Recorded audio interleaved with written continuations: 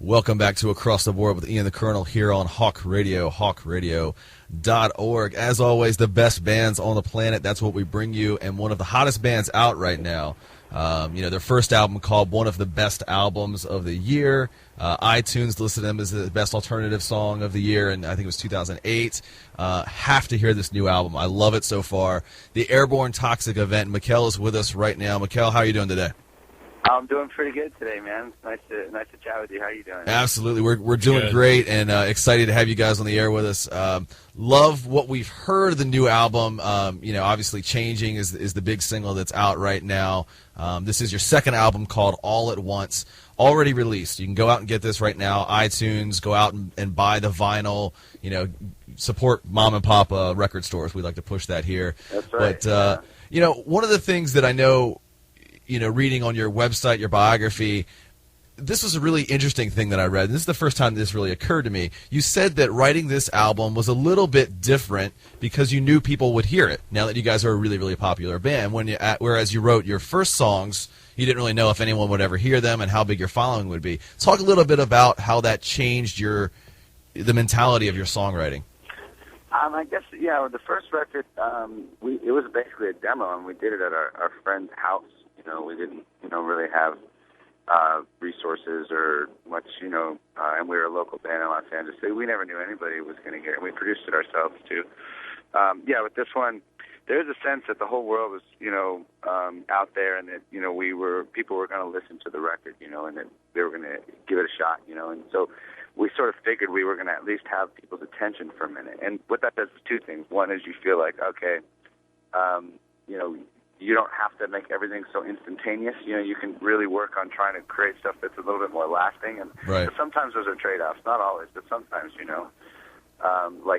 you think about like Radiohead or something, the difference between OK Computer and, Pablo Honey. Pablo Honey had just like all these like songs on it that were just like these big, they're almost like pop songs. And then with OK Computer, I think they thought, well, people are going to give this a listen and give us a shot, so let's try and give them something meaningful and something that is a little more lasting. Definitely. And so there was some of that mentality on this record. There wasn't the same pressure of like, okay, you have to like, make everything, just be like, cracking from the first listen to like grab people's attention or whatever, but you could actually try and get to something a little bit, I guess, more meaningful. And then the other thing it does is, you think the whole world's going to hear something. You want to make sure that what you're saying is something good, something that you really mean, something that you feel powerfully about, something that you want to like grapple with some questions and have some kind of like conclusion and stuff that you can offer. Yeah, for sure.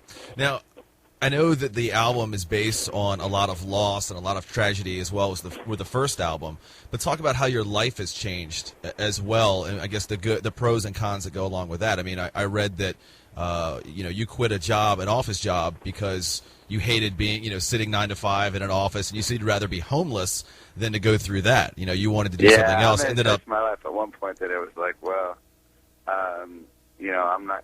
I'll just sit in the curb and write if I have to. I'm just like not going to work under fluorescent light corporate cubicle bullshit. I just can't. I can't hack that kind of life. That's just not for me. And it's like soul sucking. And I'd literally rather be a bum. So that's what I've chosen to be. So how has your life changed? I mean, obviously, you were rewarded for that choice. You're living the life you want to live now. How has that changed, and how do you continue to stay authentic? I know that's a big thing with you guys. It's not hard, man. Really? Because I know a lot of bands say it is. We've been touring around for the last. We did 350 shows to support our first record, and we've already been on tour. Our record's only been on a couple of weeks. We've already been on tour for 3.5 months, and we're going to be going solid till Christmas at least. And so, there is a sense of like always kind of being away from home, always kind of like having to like, see, you're away from friends and family, and you're dealing with the pressures of the road, which are different from the pressures you have at home, which are like not quite the same thing, right. And like that creates its own, sense of like, I don't know, doom, and sense of disorientation. And so, you write about things that are that you're experiencing. if the band hadn't gotten so successful where you had made those choices previously, what would you have done with your life to get it back on track? I tried to be writing, I was a writer before. Right. Published in Men's Health. And long-form journalism. I wrote 2 novels, fiction, short stories, that kind of thing. And I would probably still just be doing that. Okay. Now, the website is the airbornetoxicevent.com. I know you guys are out there. You're out on Facebook. You're a little bit of everywhere, all the social media. But I think most important is your actual website, the airbornetoxicevent.com. You have a short story on there. The bio of the band, all of that is on there.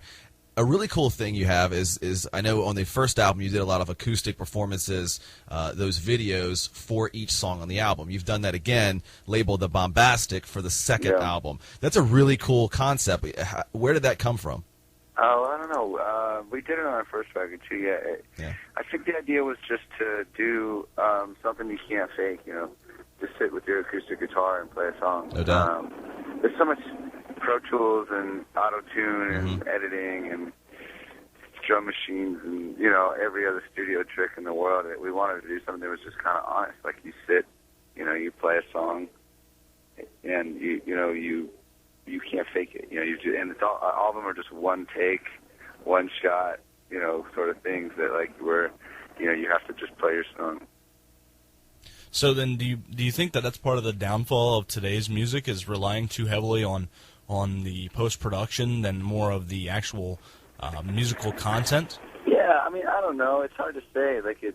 At one point in time, Pink Floyd was the biggest band in the world, or right. Bruce Springsteen, and now you've got Katy Perry and Lady Gaga and Justin Bieber. Not that there weren't always pop singers sometimes, but then the balance is really heavily favored towards that which is manufactured, and I think some of it's just that everyone's in bed together, everyone corporations, sure, advertisers, social networks. They're all suddenly someone comes out with a Rihanna song and it's everywhere on the radio station. It's in some TV thing you're watching. It's on some commercial. It's all over your own Facebook page. It's just everywhere, and it's they're all in bed together, and so it's they're all shooting for something that has the widest appeal, and something that has the widest appeal is not necessarily something that's the best.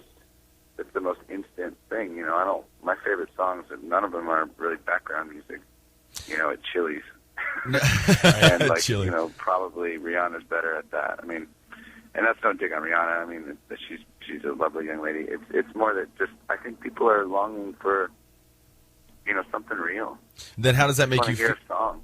How does it make you feel when you have songs that get out there in mass distribution as well? Like you were actually on Gossip Girl, and you've had songs in mass distribution like that. How do you feel? Is that a plus and a minus? What happens is that Gossip Girl is run by this music supervisor named Alex Fitzgerald, and she's a very highly respected person in the music industry. She's got really good taste, and she tends to be involved in these projects that are known for having really good music and stuff.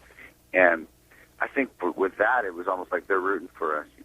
She was trying to give us a platform, a really big stage to perform on, as a way of sort of trying to kind of change that dynamic a little bit, where not everything is just focused on these pop bands. And she had Florence and the Machine on as well, and Sonic Youth and stuff. So it wasn't just us. So how does it feel when you hear having your common listener, and I don't mean that in any such way, but having your common listener is great and all, but how does it feel when you hear things like other celebrities, legends in the industry such as Adam Clayton of U2, who say that they're a fan of your band? How does that make you feel inside? Oh, it's great, man. It's a nice compliment, but it's not the end of the world. It's not the biggest thing ever, and I'm sure he would agree with that. The important thing is it's a nice compliment, and then you kind of move on with your day. It's sort of like you gotta take criticism and praise with a grain of salt. Right, that's very true. Yeah, either one. Someone loves you one day, the next day some critic says something mean about your record, and you're just like, did they even hear it? Right. Literally wondering if they even listened, because the things they're talking about just have nothing to do with the record you made. That's good. So it's sort of like, allowing yourself to be too caught up in the opinions of others is a really dangerous road, and just nothing to really get too caught up in. I don't think it's grain of salt. It's like if someone says something someone says something bad, you go, what the hell, man? You know, Right. That's a good point. And then like you move on with your day. That's great advice on how to stay grounded as well. Very much so. I really like that. So now let's talk about some of your favorite bands then. You know, what albums do you own that might surprise your fans? And, you know, you said a lot of the songs that you love aren't necessarily, you know, playing background at Chili's. What are you into? Well, when I was making, once I was writing the songs for this record, I was listening to Nebraska by Bruce Springsteen, kind of on repeat. I love that record. And I was listening to The Final Cut by Pink Floyd a lot. Nice. Which is, I feel like as I'm a aligned Pink Floyd record, there's, you know, everyone knows The Wall and The Dark Side of the Moon. The Final Cut's actually my favorite. So those two, in terms of modern bands, I mean, I think my tastes are pretty, like, mainstream indie rock. You know, like, modern music. I like Sufjan Stevens. I like Regina Spektor. I like Sleigh Bells. You know, I like that Young the Giant song that's been playing a lot. Yeah. You know, and then in terms of songwriters like Jack White, you know, that are like contemporaries of mine, I'd say Regina Spektor, Jack White, Conor Oberst, Sufjan. They're probably the ones that I would say are the ones that are in our generation that are really making great songs. Is there anybody that would make you starstruck? Oh, yeah, probably Morrissey.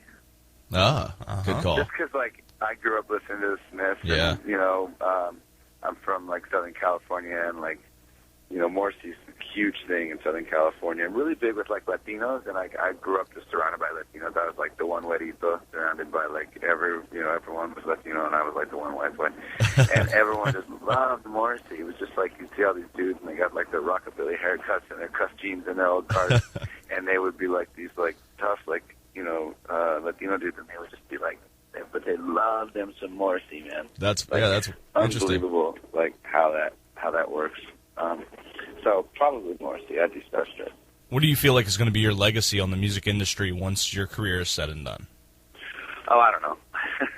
Who knows? I mean, that's something for someone else to figure out. It's not really something I can think about. You know, we're still New Beyond, and we're still trying to put on good shows every night. And I'm still very much, my head is very much in trying to write music that is meaningful to me, and hopefully, you know, comes alive in the lives of other people as well. That's why you write, I guess. You feel something really strongly, and you want others to feel it too. Would you rather be known more for lyrical impact than your live performance?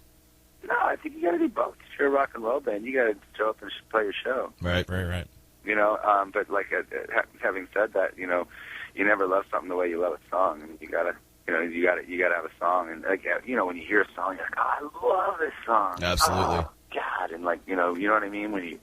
And you're like, oh man, it changes your life. Yeah. So, as a songwriter, you always want to write songs like that. Yeah, I like that feeling too. When you hear a song and it just resonates somewhere inside you, it's not just like, oh, I can listen to this. It's like, I need to have this song for the rest of my life. Exactly. Which brings up another question. You know, if you had 5 to 10 minutes left in your life, you knew this for sure, what one song would be the last one that you want to hear or sing by anybody? The Spanish Leather by Bob Dylan. It's a good call. I love that song. It's just like nothing captures more the sense of just kind of being halfway around the world away from something or someone that you love, and the sense that your life, your own life, is something that you experience at the same time as you kind of miss. Probably that song. Yeah. You're listening to Across the Board with the Colonel and E. We're talking to Mikel from Airborne Toxic Event. And what do you guys, when you're on the road, what keeps you sane? What keeps you keeps your mind in the right frame? I do a lot of running on the road. I'm a runner, and I like to just get off the bus and somewhere random, and then I'll go run like 10 miles, and it clears my head, and come back, and then we get into the insanity of the show and all the heavy drinking that we do. But that's you got to have a little bit of balance. So it can't just be all drinking, and it can't just be all working out either. You know? So right. I try to get out and go for a run. And that allows you to see a little bit of where you're actually going, where most artists don't. Otherwise, you're just on the bus. You know, you're on the bus, right. And then you go into the club, and then you're on the bus, and then you go into the venue, and like, so it's like people are like, "How was Dallas?" You're like, "I mean, I don't know. The House of Blues was nice." You know, that's a good point. Chicken or whatever. You know, like you don't know. That's a really Yeah, it is. That's a good boy. Mikel, who do you admire most in life? This could be artistically, personally. I mean, it's really cliche, but probably Barack Obama. I don't think it's cliche. No, not cliche at all. Yeah. I just think he's like one of the greatest Americans, and I think he's the real deal, and he speaks the truth in a profession which is next to impossible to speak the truth in. And Yeah.